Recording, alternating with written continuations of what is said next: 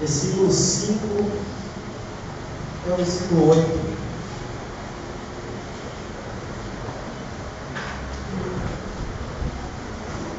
A palavra que o Senhor me deu, em cujo tema, 3 chaves de ouro para uma grande colheita. 3 chaves que você vai identificar essa noite para você ter uma grande colheita, uma colheita abençoada. Quem achou, diga amém. Assim diz a palavra do Senhor. Vindo eles, então, à terra de Zuf, Saul disse para o seu moço, com quem ele ia: vem e voltemos, para que porventura meu pai não deixe de inquietar-se pelas jumentas e se aflija por causa de nós. Porém ele disse: eis que há nesta cidade um homem de Deus, e homem honrado é. Tudo quanto lhe sucede é assim infalivelmente. Vamos-nos agora lá, porventura nos mostrará o caminho que devemos seguir. Então Saul disse ao seu moço: eis, porém, se lá formos, o que levaremos àquele homem? Queria repetir essa parte do capítulo 7, eu queria que vocês prestassem bem atenção nessa parte. Então Saul disse ao seu moço: eis, porém, se lá formos, que levaremos então àquele homem? Porque o pão de nossos alforjes se acabou, e presente nenhum temos que levar ao homem de Deus que temos. Versículo 8. E o moço tornou a responder a Saul e disse: eis que ainda se acha na minha mão 1/4 de um siclo de prata, o qual darei ao homem de Deus, para que nos mostre o caminho. Glória a Deus. No capítulo 8, trata uma história da nação de Israel, cuja nação era liderada por juízes. Na época era o profeta Samuel, que era profeta, era sacerdote e era juiz da nação de Israel. No capítulo 9, mas no capítulo 8, se nós lermos, nós vamos ver a nação de Israel clamando e pedindo por um rei. Ele queria ser igual às outras nações, ele queria ter um rei para governar sobre ele. E o profeta Samuel chega até, vai conversar com Deus e expõe a vontade da nação de Israel, que queria um rei sobre aquele povo. E Deus manda dizer à nação que aquele rei cobraria imposto, pegaria seus filhos e faria de escravos. Mas mesmo assim a nação de Israel, mesmo assim nós queremos um rei.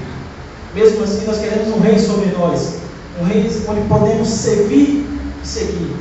O povo não estava satisfeito com o juiz. Ele queria um rei, assim como todas as outras nações tinham um rei. Ele queria estar como as outras nações.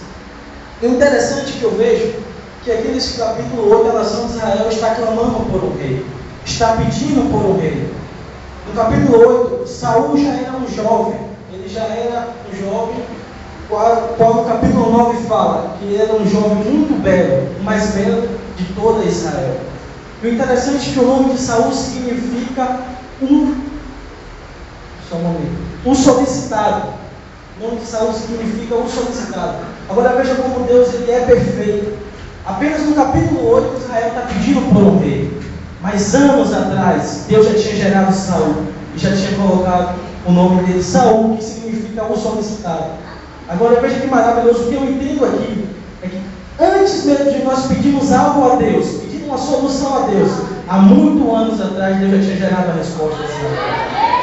O interessante é que Israel começa a clamar. Agora imagino eu, Deus pensando: agora vençam, te gerei há muito tempo, mas agora eu vou te colocar como um rei, porque eu sabia que uma hora essa nação ia pedir um rei, e foi você que eu gerei. Há muitos anos atrás Deus já tinha gerado Saul.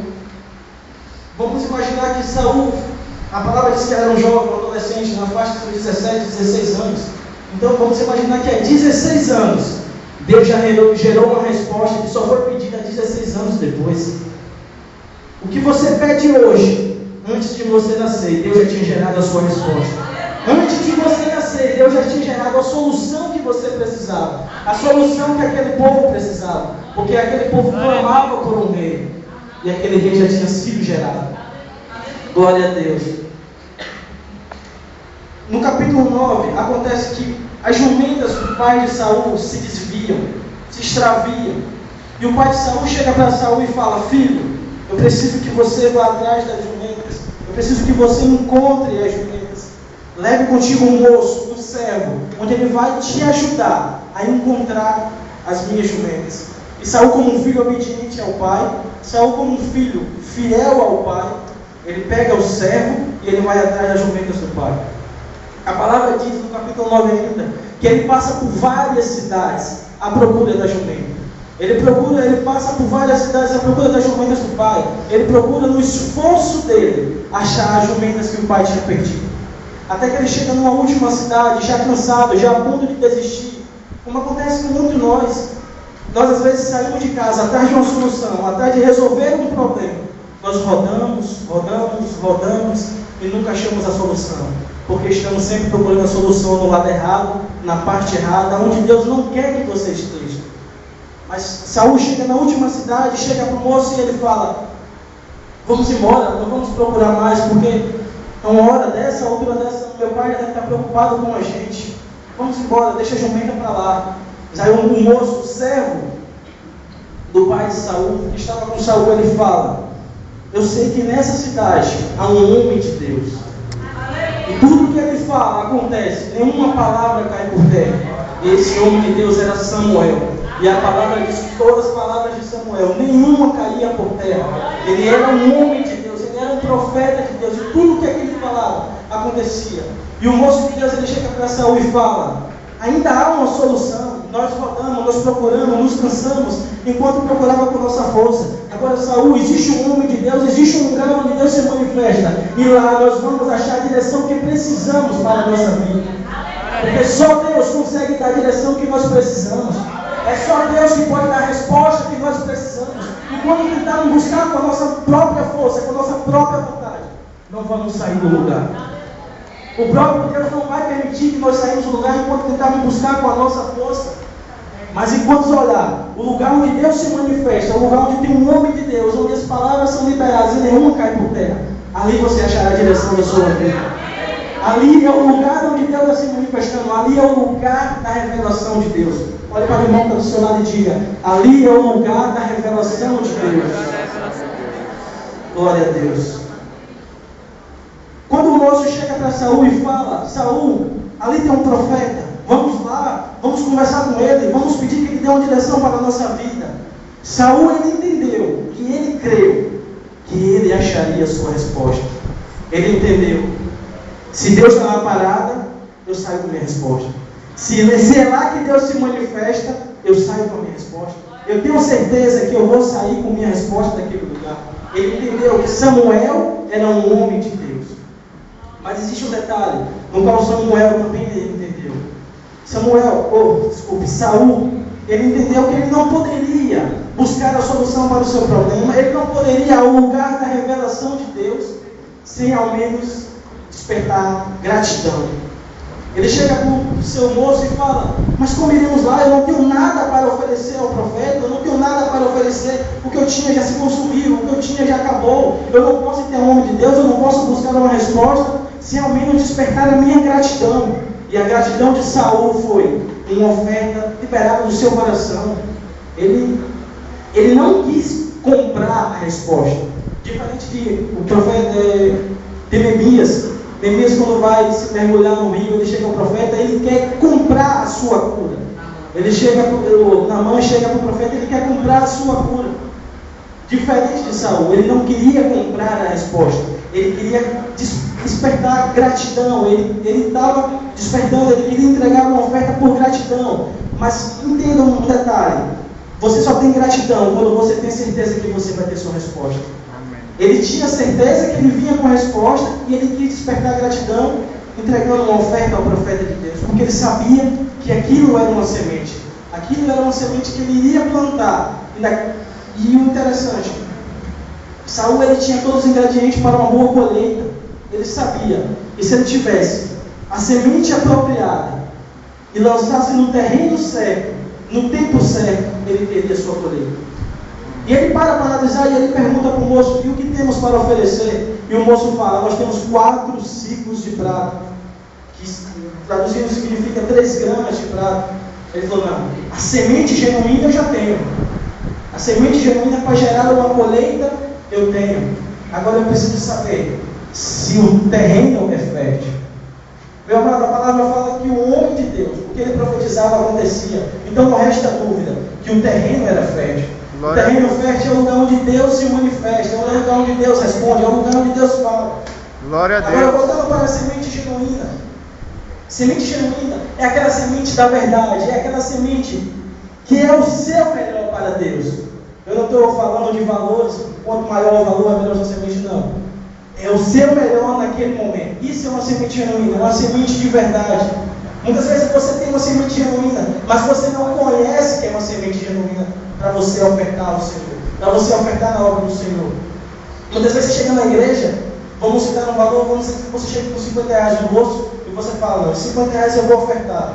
É o seu melhor. Mas durante o culto você começa a pensar, não, eu tenho que sair daqui, eu tenho que lanchar, eu tenho que comprar isso, eu tenho que comprar aquilo. Então eu só vou ofertar 10, eu só vou ofertar 20. Isso não é o seu melhor para Deus. Mas que você entra com um propósito de ofertar o seu melhor, uma semente genuína, e você muda a sua semente, você muda a sua oferta. Você só colhe bons frutos quando a semente também é boa. Glória a Deus, aleluia. E só existem duas pessoas que sabem qual é a sua melhor semente, que é você e Deus. Amém. Não é o pastor, não é o irmão que está do seu lado, não é ninguém, não é o valor que vai estimular a sua melhor semente, mas o seu melhor para ofertar na obra de Deus. E Saul era tudo o que ele tinha no bolso, ele tinha 3 gramas de prata, 4 ciclos de prata, como diz na Bíblia. E ele poderia não ofertar, não, eu só tenho isso, vamos voltar. Se ele tivesse voltado, ele não teria a resposta que ele precisava. Mas ele vai até o profeta e ele oferta o que ele tem. E o interessante, ele analisa que o terreno era apropriado. Ele sabia que ele não estava ofertando em qualquer lugar. Ele sabia que ele não estava ofertando em qualquer terreno. Ele sabia que aquele terreno era o terreno que Deus manifestava. Era o terreno que Deus falava, era o terreno que Deus agia, era o terreno que Deus manifestava a sua glória, era o terreno onde Deus conduzia o povo, era o terreno onde Deus falava com o povo. E aquela semente foi plantada no terreno certo. Saul só precisava identificar a última coisa, o tempo certo, o tempo de lançar a semente. Se eu não me engano, em Eclesiastes 3 fala que há tempo de plantar e há tempo de colher. Ele tinha que identificar se era o tempo determinado para ele plantar, se era o tempo determinado dele semear. Agora eu te pergunto, a resposta da jumenta de Saul tinha que ser premediada. Ele não poderia voltar para casa sem resposta. Então ele identificou, é a hora de eu semear, é a hora de eu plantar, é a hora de eu semear, é a hora de eu ofertar na obra de Deus, é a hora de ofertar em um homem de Deus. Então ele já tinha certeza que ele tinha semente genuína, ele sabia que era o terreno certo, e ele sabia que era a hora certa de ofertar. Glória a Deus. Aí muitas vezes você me pergunta, então qual é a hora certa de ofertar? Meu amado, toda vez que você vem no culto, que o pastor, ele levanta, ele chama a oferta, aquela é a hora certa de você ofertar a Deus. Porque a cada oferta que você deixa passar é uma oportunidade. Porque não existe semente que você plante que você não colha. Não existe semente que você lance que você não colha. E fora isso, você está semeando para a obra de Deus, para ajudar a obra de Deus. Glória a Deus. Agora veja o interessante, você nunca colhe o que você nunca colhe só aquilo, você sempre colhe além do que você planta, mais do que você espera. Saul, ele plantou uma semente atrás de uma resposta para achar as jumentas de seu pai. Ele queria só achar as jumentas e voltar para casa e dizer, pai, eu achei, está aqui. O desejo no coração de Saul só era aquilo. Agora veja o interessante, ele sai de casa para procurar as jumentas e volta como rei de Israel. Glória a Deus. Olha que maravilhoso. Ele sai para procurar as jumentas do pai, mas o coração dele estava disponível para ofertar na obra de Deus, sem interesse nenhum. E Deus honrou tanto Saul, que ele sai para procurar a jumenta, e o óleo é derramado sobre a cabeça dele, ele se torna rei da nação de Israel. Glória a Deus, aleluia. Só se aceita de trono quem planta generosamente, quem tem um coração generoso. Você nunca vai chegar ao trono se seu coração não for generoso, se você não ofertar com generosidade, se você não agir com generosidade, se você não agir com seu irmão com generosidade. Quando eu uma semente não é só oferta, é você plantar uma boa ação, é você ajudar seu irmão. Tem várias formas de você semear. Se você semeia mal, você colhe mal. Se você semeia bem, você planta, você colhe bem. Glória a Deus. Só para deixar uma frase para encerrar com o pastor Moisés. Eu estou repetindo. Só os generosos sentarão no trono. Glória Só aqueles que têm um coração generoso como Saul sentarão no trono. Quando você sair para buscar uma simples resposta de casa, uma simples direção para algo que você precisa fazer, quem sabe não vai ser nesse dia que Deus vai te levantar como um rei. Glória a Deus, aleluia. Em nome de Jesus. Glória a Deus.